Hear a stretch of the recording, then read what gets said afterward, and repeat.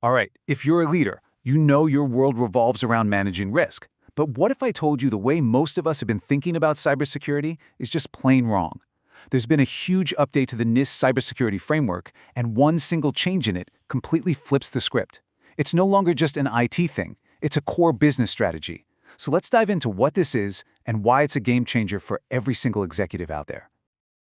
For years, the thinking has been pretty simple. Cybersecurity, that's an IT problem. Just stick it in the basement with the tech guys. But honestly, that way of thinking isn't just old-fashioned anymore, it's flat out dangerous. The whole game has changed. And this is the real shift. We're not just talking about protecting data anymore. No, this stuff now hits your bottom line, it affects your legal situation, it can shut down your operations. It's earned a seat at the big table, right alongside financial risk, legal risk, all the major enterprise concerns. And that new reality is precisely why the latest NIST Cybersecurity Framework, version 2.0, made such a huge move. They took this idea of governance and didn't just add it, they elevated it. It's now a core, foundational part of the whole thing. And look, this wasn't some minor tweak they made overnight. If you look back, the framework's been evolving for a decade. In the early days, governance was kinda implied. It was there in the background. But in 2024, NIST put their foot down.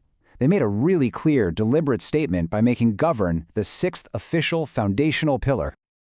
Okay, so what in the world is this govern function?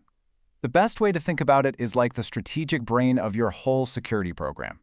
It's not about the folks in the trenches doing the hands-on work, it's all about the high-level strategy and direction.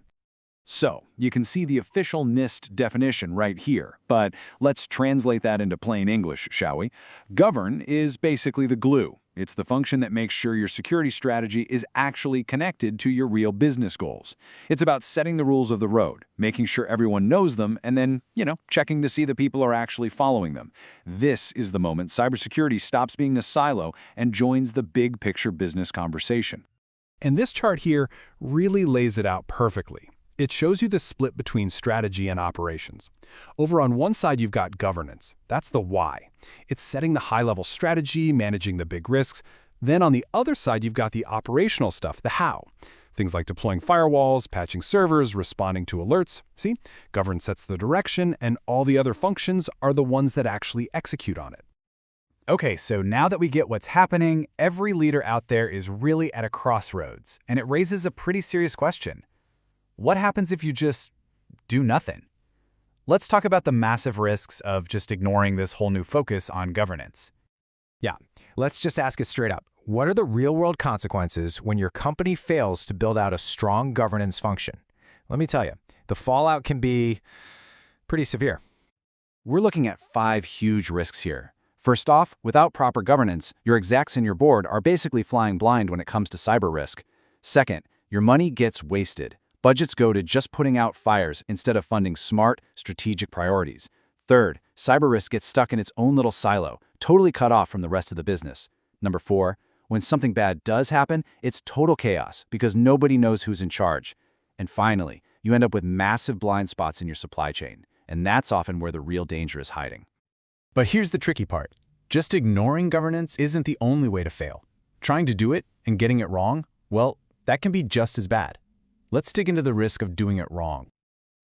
So what does that look like? What happens when a company tries to do the right thing, tries to implement governance, but they just botch it? Well, even with the best intentions, you can end up with some really dangerous results. When it's done badly, you run into 3 main dangers. First, you can create this massive bureaucratic beast that just grinds everything to a halt. It's a red tape nightmare. Second, it becomes a total checkbox exercise. Yeah, you're having the meetings, you're filling out the forms, but you aren't actually making the company any safer. And third, it can totally burn out your team and your budget, making them choose between doing the governance paperwork and, actually doing security. All right, so we've talked about the danger of doing nothing and the danger of doing it wrong. Enough of the problems. Let's pivot to the solution. How can leaders actually get this right? How do you build a governance function that works, that actually enables the business instead of slowing it down? Here's a 5-step playbook to get you started. Step 1, you have to connect cyber risk to your overall enterprise risk management program. It cannot be a separate conversation.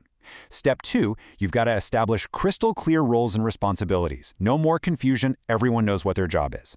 Step 3, Focus on metrics that actually matter, things that show you're reducing risk, not just creating busy work.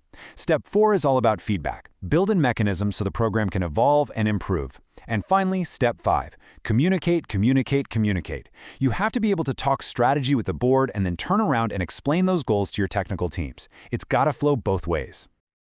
And this quote here really just nails the key takeaway. Govern isn't just some optional extra or another box to check. It is now the absolute foundation. Without a strong governance foundation, everything else you do, all your fancy tools, your detection, your incident response, it's all built on shaky ground. So I'm going to leave you with this final thought to take back to your own organization. Now that we know what that solid foundation looks like, you really have to ask yourself, is your security program built on rock or is it built on sand?